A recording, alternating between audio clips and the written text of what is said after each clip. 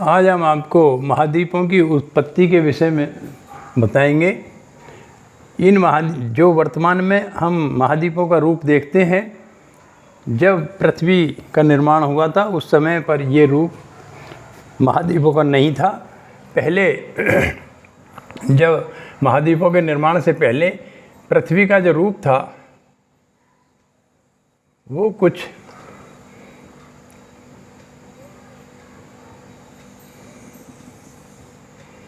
इस प्रकार का माना जाता है। विद्वानों का ऐसा मत है और इसे कहते थे पेंजिया।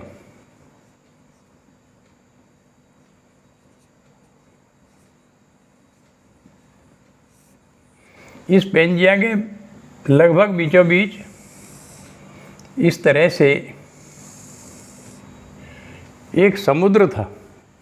इस समुद्र ने इस पृथ्वी के दो भाग कर दिए थे। बीचों बीच ये जो समुद्र था इसका नाम था टेथिस सागर।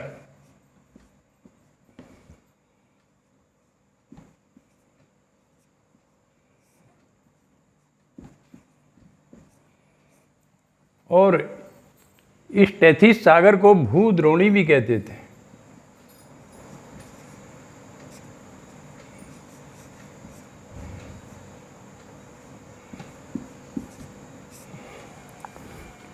भूद्रोणी का मतलब ये होता है कि ऐसा कोई समुद्री भूभाग, उसमें कितना ही भी मलबा डाला जाए लेकिन वो भरे ना।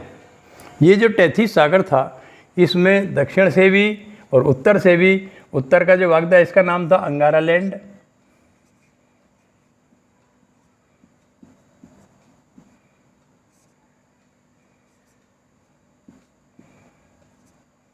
और दक्षिण का जो भाग था इसका नाम था गोंडवाना लैंड।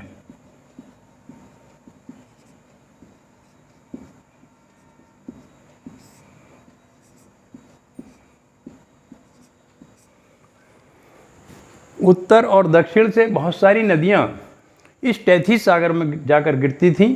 जो नदियां अपने साथ में बहुत सारा मलबा लेकर जाती थीं और उस मलबे को इस टेथिस सागर में डाल देती थी। यही प्रक्रिया लाखों वर्षों तक चलती रही, लेकिन ये टेथिस सागर मलबे से भरता नहीं था। उसके बाद अब इस बात का प्रमाण क्या है कि नदियां इधर इसमें डलती थी, इस बात का भी मैं एक छोटा सा प्रमाण बताऊं। ये भारतवर्ष है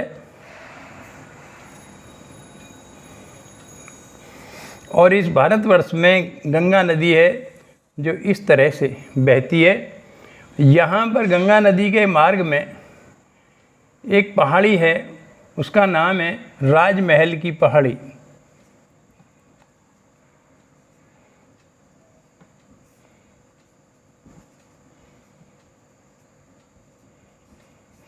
वो जो पहाड़ी है उस पहाड़ी के बीचों बीच होते हुए गंगा नदी आज जब हम देखते हैं तो पहाड़ी को काट कर गंगा नदी बंगाल की खाड़ी की तरफ जाती है।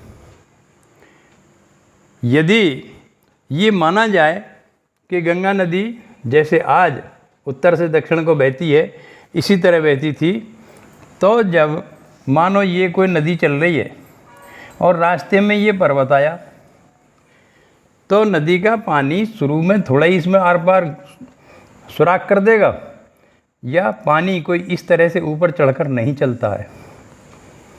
पानी तो ऊंचाई से नीचाई को चलता है, नीचाई से ऊंचाई को पानी कभी चलता ही नहीं। लेकिन वर्तमान में हम देखते हैं ये जो राजमहल की पहाड़ी है, इस राजमहल की पहाड़ी के दो हिस्से हो रहे हैं।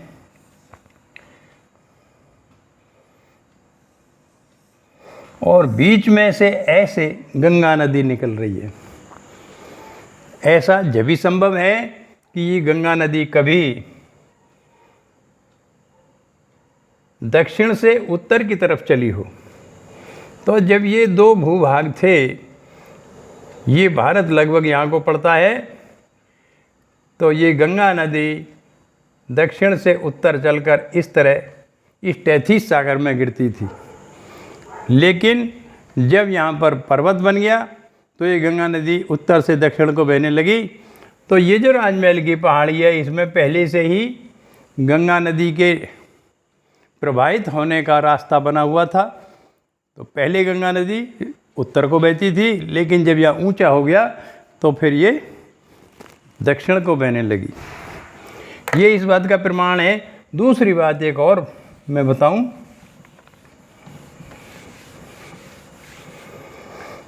जहाँ पर भारत के उत्तर में हिमालय पर्वत है, ये हिमालय पर्वत है,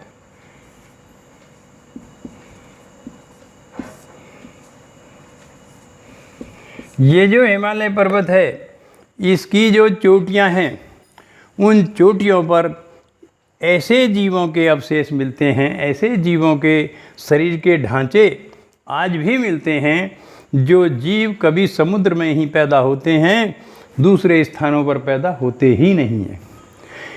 इससे साफ स्पष्ट है कि जहाँ आज हिमालय है, यहाँ कभी ना कभी समुद्र जरूर रहा होगा, अन्यथा ऐसे जीवों के अवशेष यहाँ पर नहीं मिलते। जो छोटे मोटे तालाब वगैरह में वो जीव नहीं होते, वो केवल समुद्र में ही होते हैं।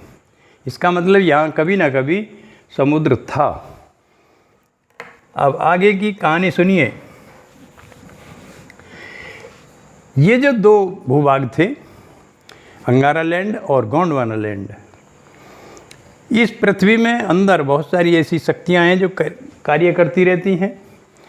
तो उस समय भारी मात्रा में इस गोंडवाना लैंड में ज्वालामुखी विस्फोट हुए और उसी समय पर ये जो पृथ्वी थी ये महाद्वीपों में टूट गई।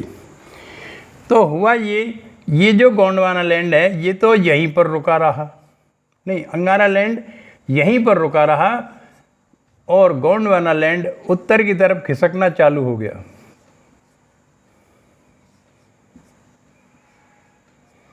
जब ये गोंडवाना लैंड उत्तर की तरफ खिसका और ये वहीं पर रुका रहा, तो दोनों में इस तरह से टक्कर हुई और टक्कर होने से ये जो टेथीस सागर था, इसमें जो मलबा पड़ा हुआ था, अवसादी सेलें, मुलायम सेलें थी वो, तो ये भाग ऊपर उठ गया। जब दो शक्तियाँ आमने सामने से इस तरह से जोर लगाती हैं तो कोई ना कोई भाग ऊपर उठता है, कोई ना कोई भाग नीचे जाता है। तो ये भाग ऊपर उठ गया और यहाँ पर पर्वत बन गए तथा इनके साथ साथ उसी समय पर ये जो गोंडवाना लैंड था, इसका टेथीस सागर के साथ साथ का जो भाग है वो नीचे धंस गया। जो वर्तमान में जैसे भारत में गंगा एवं सिंधु का मैदान देखने में आता है, वो यही भूभाग है। हुआ ये, जब ये भाग ऊपर उठ गया तो नदियाँ पहले इसमें आकर गिरती थी, फिर नदियाँ यहाँ से वापस जाने लगी, उत्तर की तरफ उत्तर को चलने लगी, दक्षिण की तरफ दक्षिण को चलने लगी और इस पर्वत के ऊंचे उठे हुए भाग को खरोंच खरोंच कर अपने साथ नीचे लाने लगी। और ये जो नीचे धंसा हुआ भाग था उसको इन्होंने पाट कर आज वर्तमान में मैदान बना दिया, जो कि बड़े बड़े उपजाऊ भूभाग है पृथ्वी पर, जो मैदानी क्षेत्र है। और इसको टूट कर वर्तमान में इस तरह के भू आकार हो गए।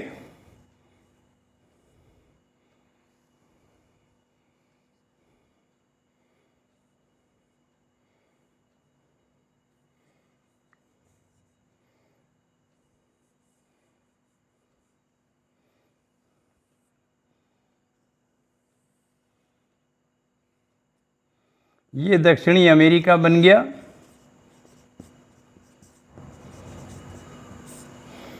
और ये उत्तरी अमेरिका बन गया।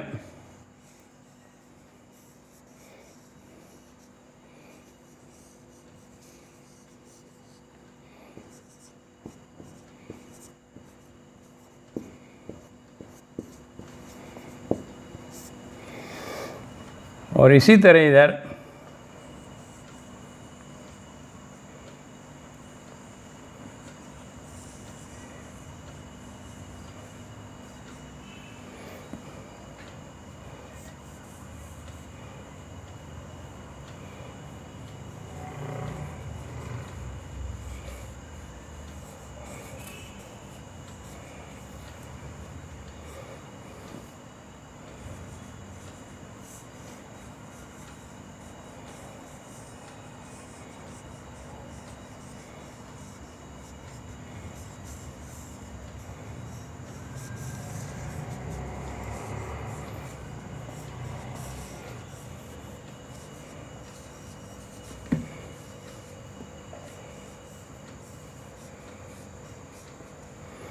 ये एशिया हो गया,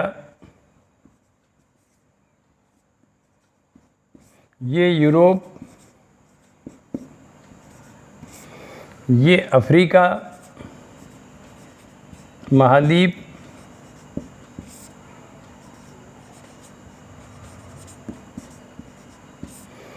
और यहाँ पर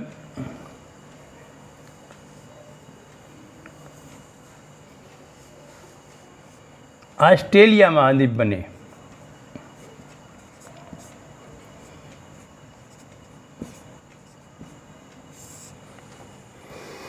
एशिया के इधर पूरब में प्रशांत महासागर,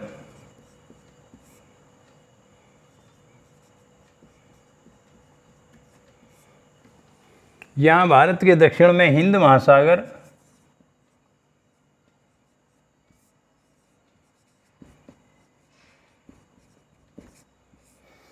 तथा अमेरिका और यूरोप अफ्रीका के बीच में अटलांटिक महासागर,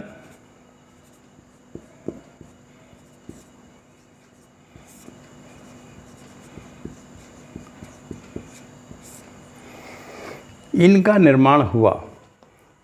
अब ये कैसे माने कि वास्तव में साहब इन्हें टूटकर इस तरह का निर्माण हो गया? हम यदि इस भारत के मानचित्र को साधारण कागज़ पर बनाएं और फिर उसका इस तरह से कटिंग कर लें, कटिंग करने के बाद फिर इनको हम एक जगह इस तरह यदि मिलाएं, तो ये दक्षिणी अमेरिका का भाग यहाँ अफ्रीका में घुस जाता है, ऑस्ट्रेलिया का भाग यहाँ पर घुस जाता है, ये एक हो जाते हैं। दूसरी मान्यता ये है कि जब ये दोनों में टक्कर हुई थी उसी समय पर संसार के जो वलित पर्वत हैं उनका निर्माण हुआ था। यहाँ पर हिमालय पर्वत का निर्माण, ये सुलेमान, यहाँ पर एटलस पर्वत, और यहाँ पर राकी पर्वत, और यहाँ पर एंडीज पर्वत। इन वलित पर्वतों का निर्माण भी उसी समय हुआ था जब इन दोनों भूभागों में टक्कर हुई थी। और ज़्यादातर कुछ लोग ये कहते हैं कि इनके अलावा कुछ अन्य भी द्वीप हैं, जैसे यहाँ पर इंग्लैंड है, ग्रेट ब्रिटेन, इसके अलावा और भी कुछ इस तरह के भूभाग हैं जिनसे लगता है कि ये एक जगह जुड़े हुए नहीं थे। उसके दूसरे भी कारण हैं, जैसे समुद्री भाग हैं, इनमें समय समय पर ज्वालामुखी विस्फोट होते रहते हैं और नए भूभागों का निर्माण होता रहता है। कुछ भूभाग समुद्र में विलीन भी हो जाते हैं और कुछ नए भूभागों का निर्माण भी होता रहता है, जिस वजह से कुछ समुद्री लहरें और नदियाँ समुद्री तटों को काट छाँट कर भी टेढ़ा मेढ़ा कर देती हैं, जिनसे जो ये माना जाए कि आपस में मिले हुए थे और मिलने में जो कुछ बाधक लगते हैं, उनका ये कारण है कि वो जो रूप हैं उनके जो वर्तमान में दिखाई देने वाली स्थिति है वो कट छट कर कुछ टेढ़ी मेढ़ी इस तरह की हो गई है, जिससे ये लगता है कि ये जुड़े हुए नहीं थे। लेकिन वास्तव में वैगनर विद्वान ने ये माना है कि ये पहले कभी जुड़े हुए थे और ये पेंजिया इनका नाम था। इस तरह से महाद्वीपों की उत्पत्ति हुई।